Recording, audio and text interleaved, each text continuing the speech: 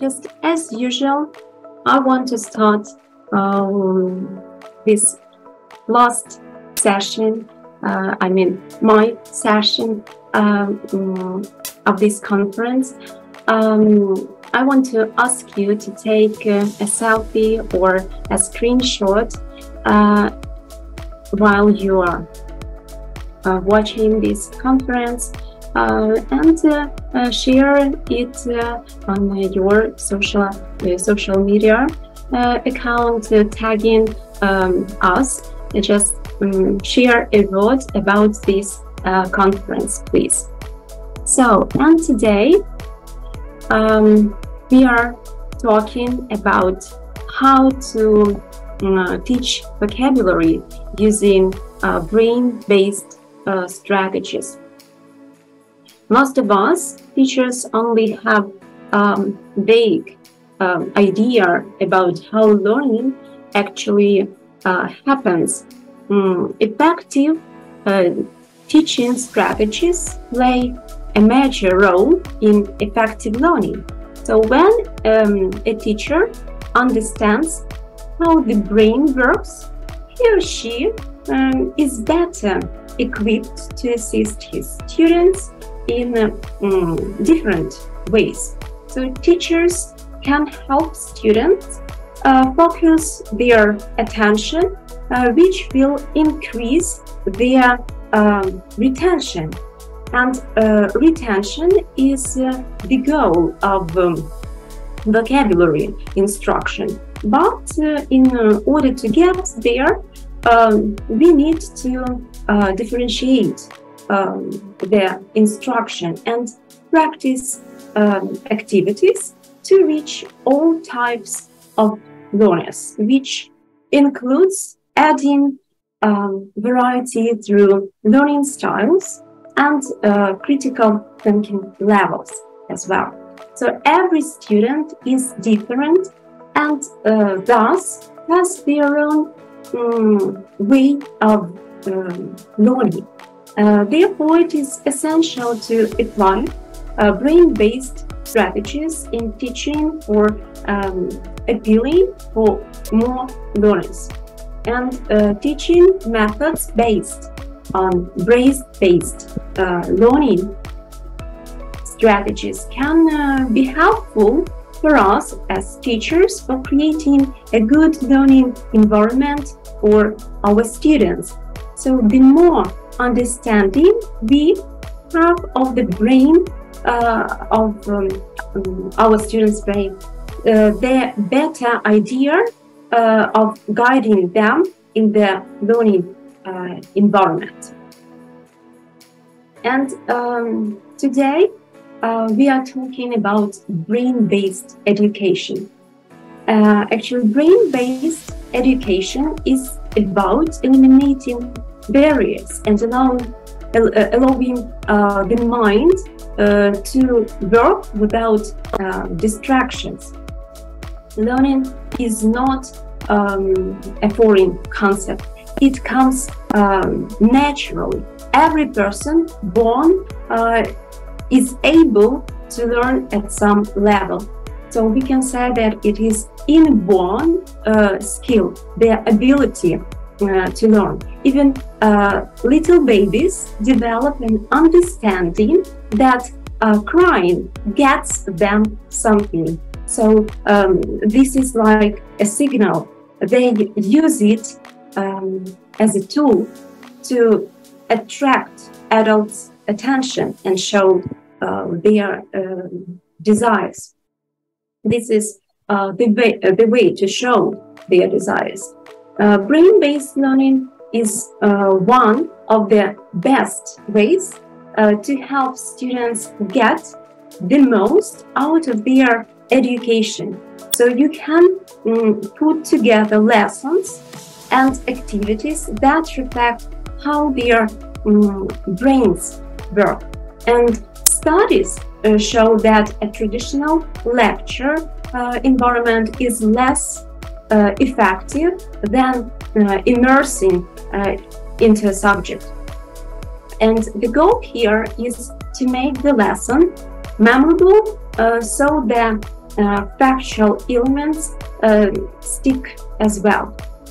When we employ brain-based teaching methods, we can say that both students and teachers benefit. And when thinking about how to teach vocabulary, it is important to remember that learners need to have both active and passive vocabulary knowledge.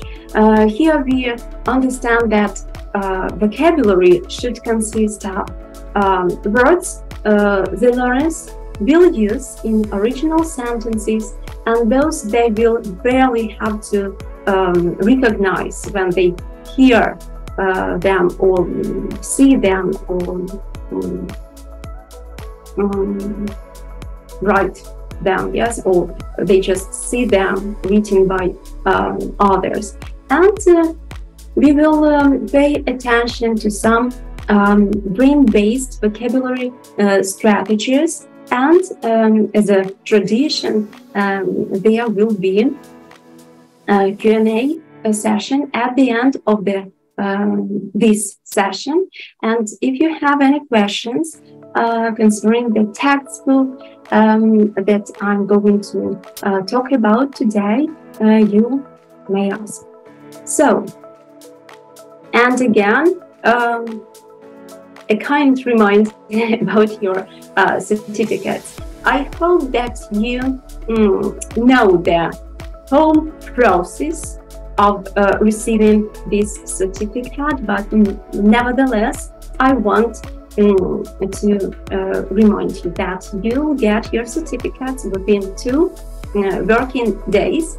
So I hope that you know that you get thank you letter with the link, and you need to save this link in order to get your certificate. Just follow the link and download your certificate, and we will be very thankful for you when you complete feedback form. Okay, so I guess we can start.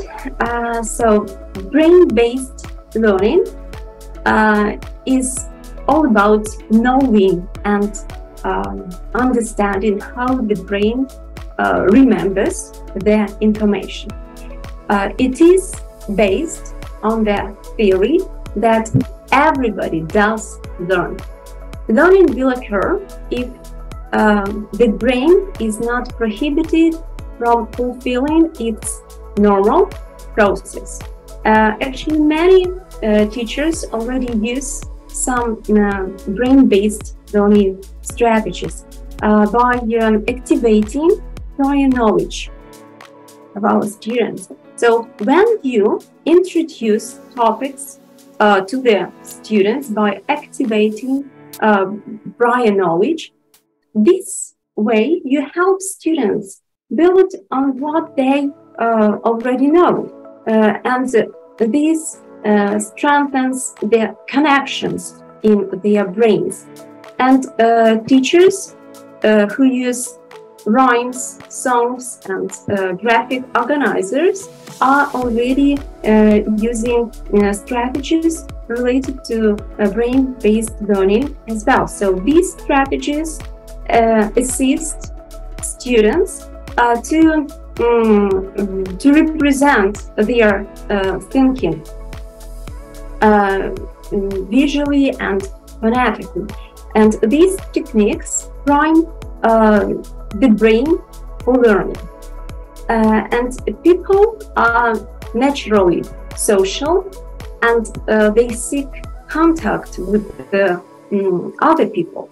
Some of the drive to be social is their desire to learn through imitation and respond to the behaviors that are seen. Students find meaning in their experiences and information obtained when in contact with others. So you can prepare activities that allow students to speak with one another and discuss what they are learning. And students learn better if they are given the opportunity to combine mental and physical activity together. They become bored when they just sit all day. All a teacher needs to do is make his learning activities more active. So people make sense of what they experience.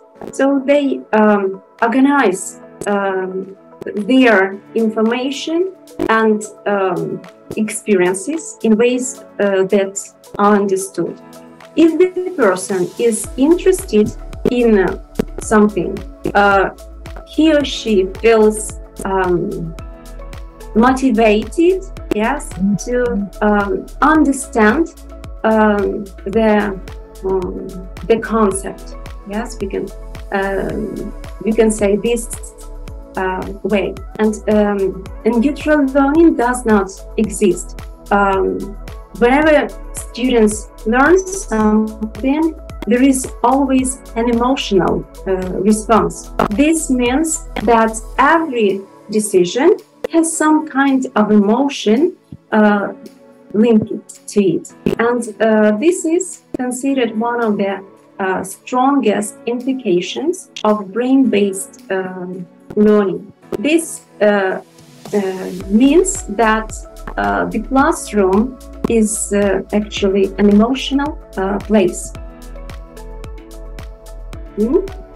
And vocabulary learning and retention are one of our students' main challenges when learning a foreign language.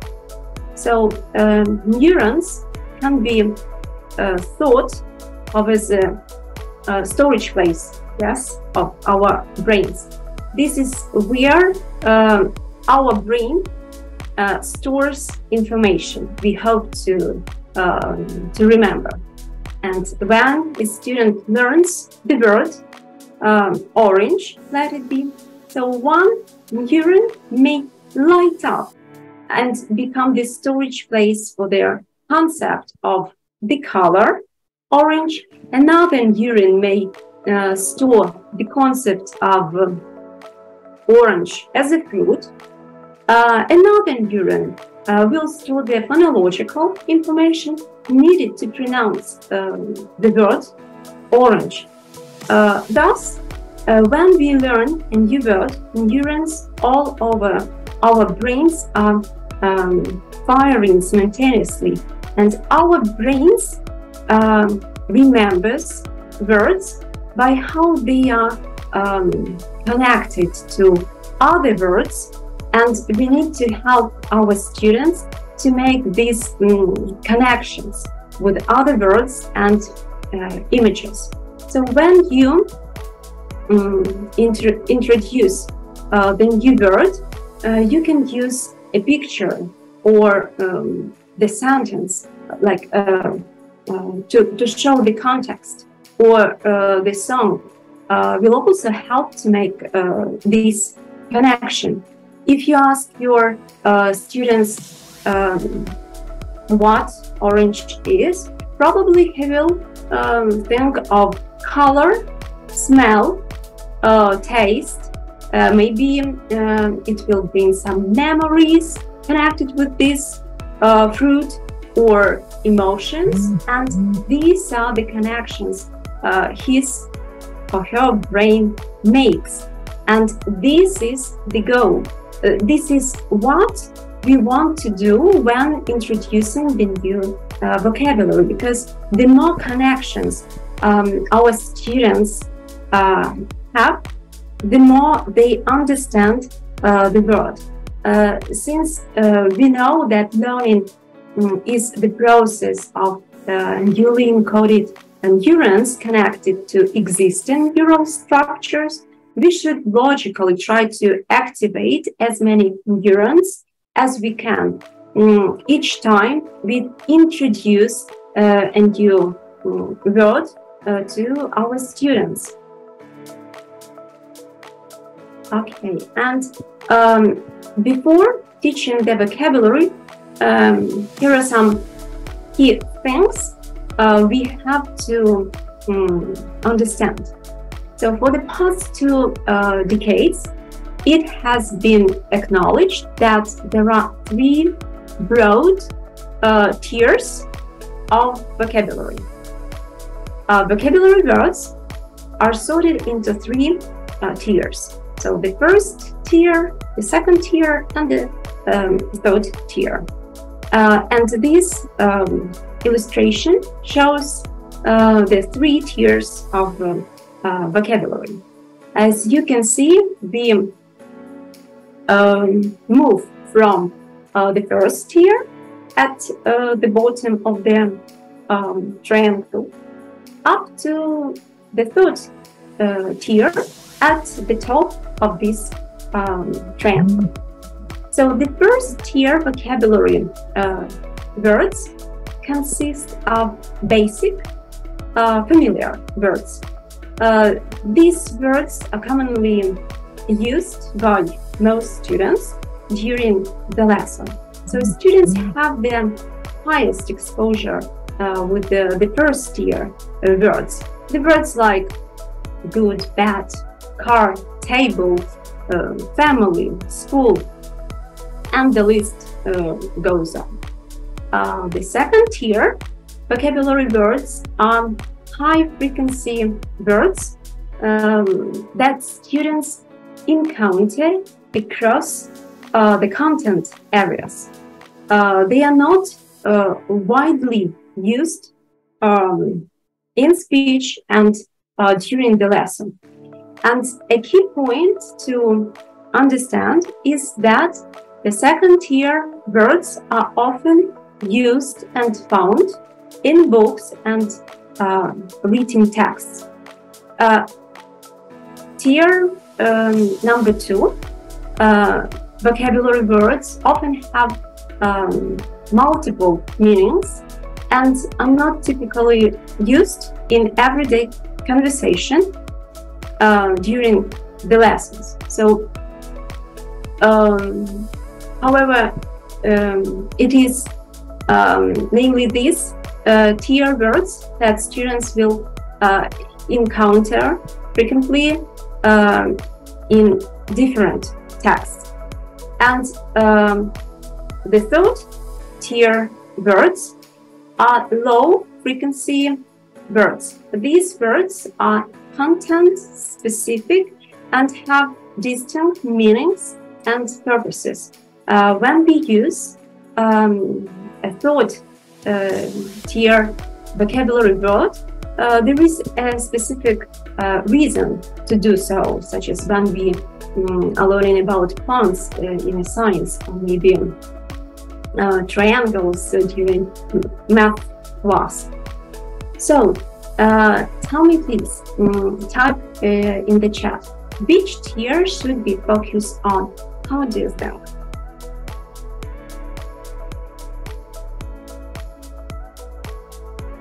Okay, I see number 2. The first tier. Number 2, tier number 2. Okay. The second tier.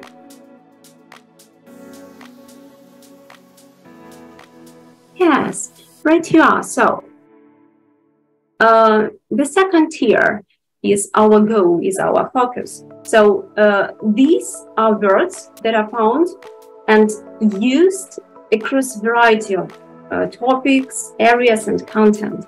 And since many second-tier words have multiple meanings, they have more difficult to learn, because students need to understand the word with multiple contexts, as well as understand the connection between the words, synonyms, antonyms. And right now, okay, just take a look. I've got a question for you. So which tier do these words refer to? Try to think as a student would think. It depends on language proficiency level, but anyway, let's try. So you've got the words like love, affection, endearment, flame, and fervor. Think over about the tiers. Okay, number 2. The third tier. Okay, actually, we can put like this. Again, they are very simple words. So the first tier word can be love. Students know this word from early ages. So then the second tier words are flame and affection. So these are the words with the similar meaning. Yes, so they can substitute love with the words like flame or affection. And the third tier words are endearment and fervor, because students maybe they won't even know the meaning of these words. They need to look up in the dictionary first. And as you see, this is just the simple range of the words with their similar meaning, but they can be related to different tiers of usage. And when you introduce the new word, you need to provide your students with 3 things: a student-friendly definition. A dictionary definition is too complicated for the students. You need to simplify the definition for students to grasp the main idea of the word, like the meaning.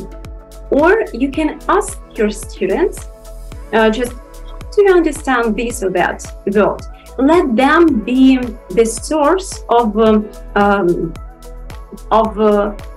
student-friendly definitions. Yes, you provide a rich context where they see it clearly how the word is used, and above all, you add the picture, like the graphic representation of the word, to help them make these connections.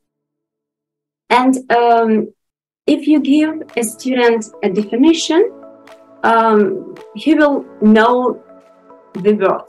But when you teach the students to analyze the words, they will know thousands more. So try to help students to make connections with the words. Let's see how we can do this.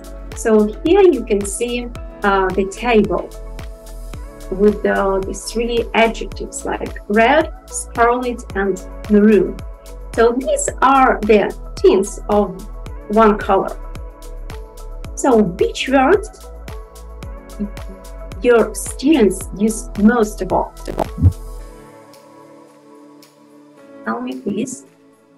Red. Red. Okay. Yes, sure. They try to use only one word, like one definition of the color. They know this word red from their primary school, or maybe some of them from the kindergarten, and just propose your students to fill in the form like this table. Or first of all, you can give the example, and then just give the blank table with some words. So if we have a look, here we can see that first of all, we provide our students with a student definition. They give, when you give the definitions, you can show how these words are different from each other, and try to use very simple definitions for students to make it easier to understand the meaning of the word. For example, we can see that red, like having the color of a ruby, yes, and scarlet is a bright red, maroon dark purplish red. Then show them some sentences, like how these words, these adjectives can be used in context, and we can see some sentences. And then don't forget about visual support, yes, like pictures. And if you are attentive here, you can see that the sentences and the pictures, they do not correspond. Like the first one, we picked ripe red strawberries in the field, but the picture is not about red strawberries. They can see gemstone, ruby, right? The same with, let it be maroon. The maroon plants are very juicy, so they don't see the picture of plants, but they see the beetroot, and it's okay. It should be this way. In this way, you make connections with the other words. You enrich these connections. So you can do like this with any other words you want to introduce your students to. And as I said, you can have this table and keep it blank, and complete this table all together when learning the new words. The students can suggest their own definition. They can make up some sentences, and if you have some pictures prepared beforehand, it will be even better, so they can choose among these pictures. They can choose appropriate one. And keep in mind, however, that since no two students' minds are alike, some strategies may work for certain students better than others. So the element that helps keep students' brains active is kinesthetic learning. Each time we get our students up and moving, increased oxygen and blood flow to the brain. Simple walk and talk surveys using the target vocabulary is a good way to get students moving. And another way to add movement to the classroom is to have students find a partner based on the target words, meanings, and context. So you can give half the class sentences with a word missing, then give the other half of the class pictures that match the sentences. And next, have students find their partners based on matching visual meaning with syntax meaning.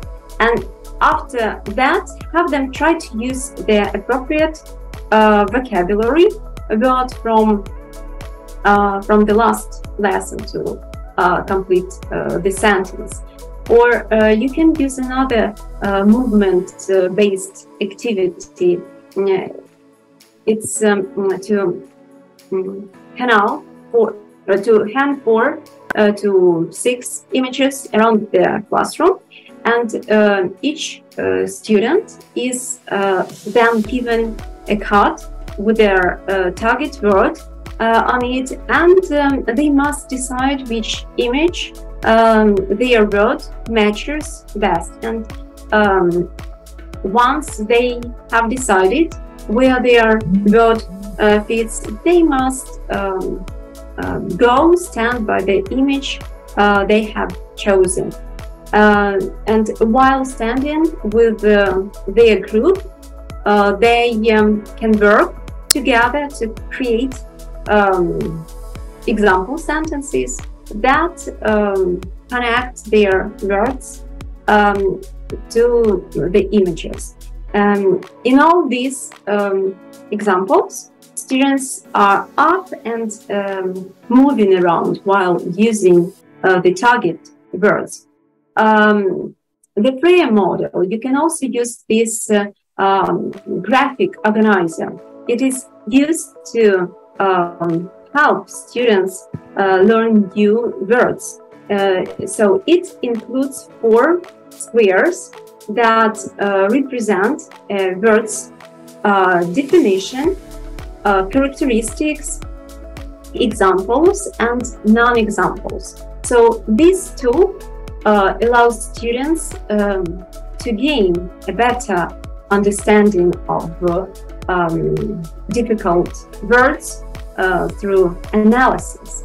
The student writes a word in the center of this oval, and the first square is for its definition.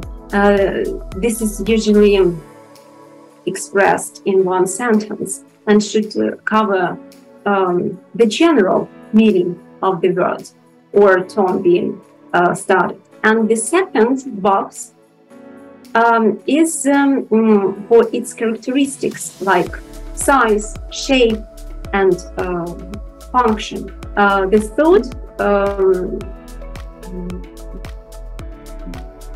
square or the third box holds an example provided to give context, and the fourth square is for non-examples. So here you write down items that are related but do not fit into the current definition as presented by the characteristics or examples found in other squares. So let's practice with the word.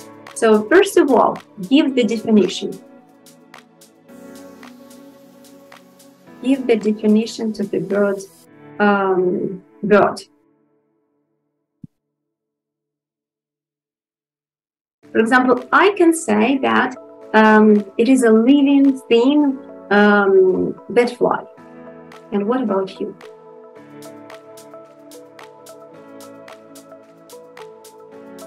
How can you define bird? A body with wings. A small animal, which feet.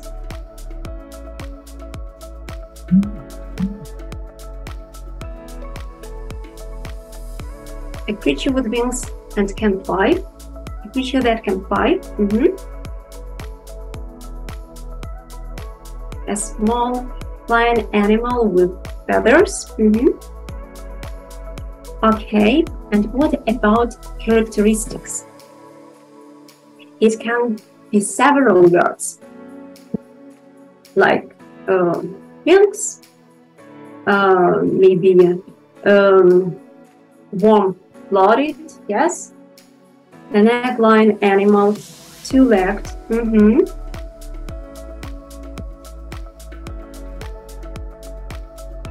Anything else? A living flying creature with wings. Small flying. Okay. What about some examples?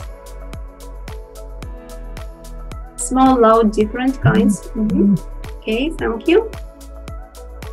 Can fly. Yes. Please give some examples. I hello sparrow.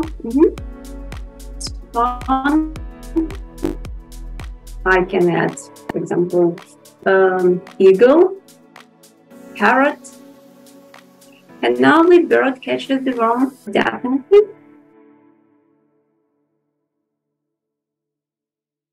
Okay. Then, what about non-examples?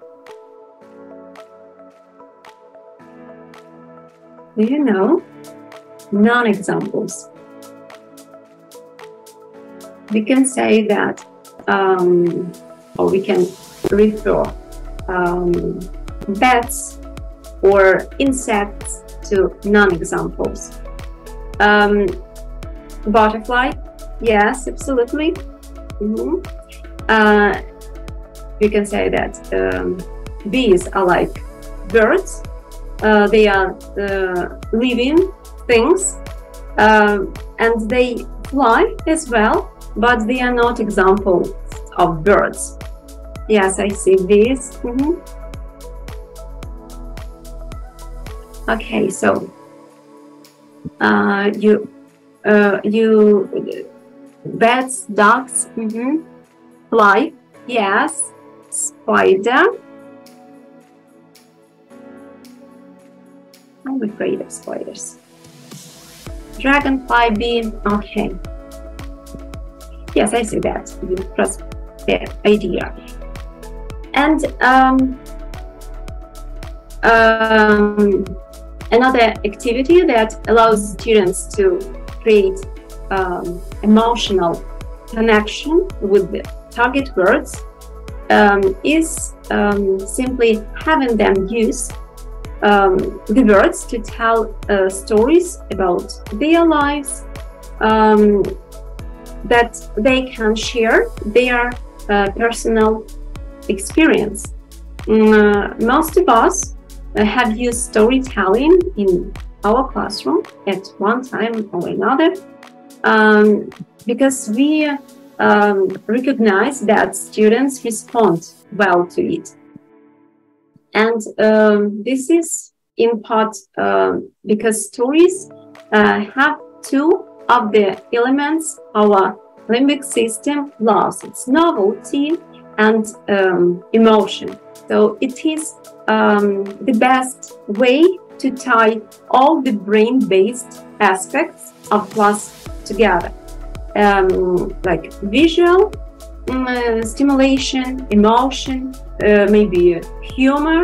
We can add some novelty, repetition, and personal connection. So they are all there. And also don't forget about visuals.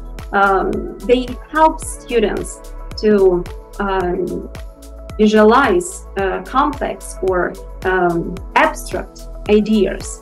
They improve attention and increase information retention, and they organize information more effectively.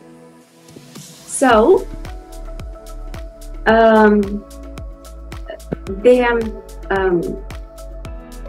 exercises, like the sample of the exercises that you have seen, you're taking from the textbook New Destinations.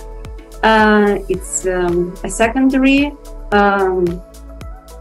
course for teenagers, taking them from beginner to B2 level. It covers motivating topics with multicultural and cross-curricular information, grammar presented and practiced in context, systematic development of reading and listening skills and soft skills. There are lots of communicative tasks, and it follows step-by-step approach to writing, and there are lots of practical tips helping students to become autonomous learners. So during the break, you will see these slides. So, and there will be QR codes, so you can follow and look through the pages of this textbook. Okay, so, and the last reminder from me concerning your certificates. So you'll get them within 2 working days. Don't worry, there will be the link to the folder, and within 2 working days, you will be able to download your certificate. So, have you got any questions? Tell me, please.